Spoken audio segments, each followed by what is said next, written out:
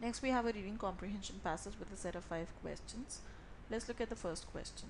The first question says the author agrees with all of the following except that. Option A says education leads to transmission of ideas which enable man to make his choices.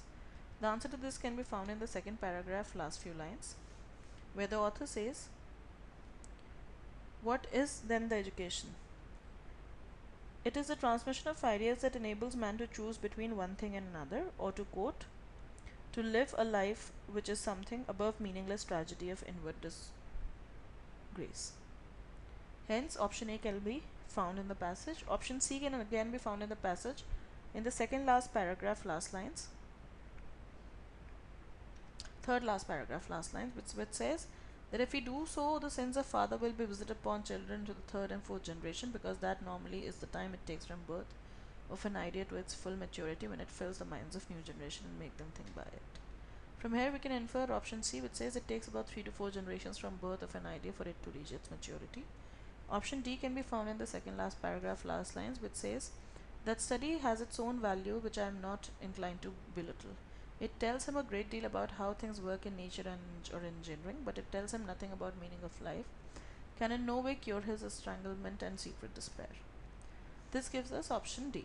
Hence the correct answer to this question will be option B. Let's look at the next question. What, according to author, could hold the key towards making human life and the word intelligible? Refer to paragraph 5. It is clear that author thinks that humanities hold the keys to make human life and the world intelligible. Thus option C becomes the right answer, humanities. Next question says the author is most likely to be a. He is definitely not a scientist, because he says that science can only hypothesize and give us theories, but it does not tell us anything about meaning of life or how to lead a life. He can be a literature person, but he is more likely to be a philosopher.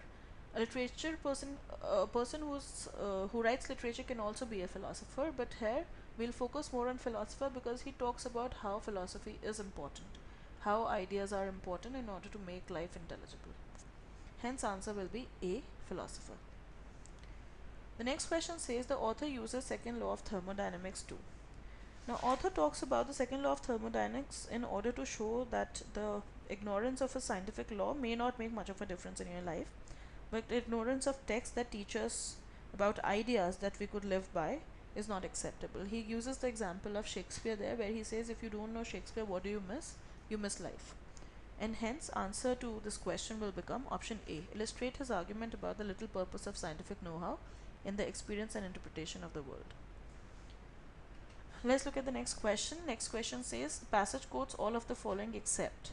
Now if you look at the passage carefully, you'll find that Kierkegaard's name has been mentioned, but there has been no quote from him in the passage, and hence answer will become D.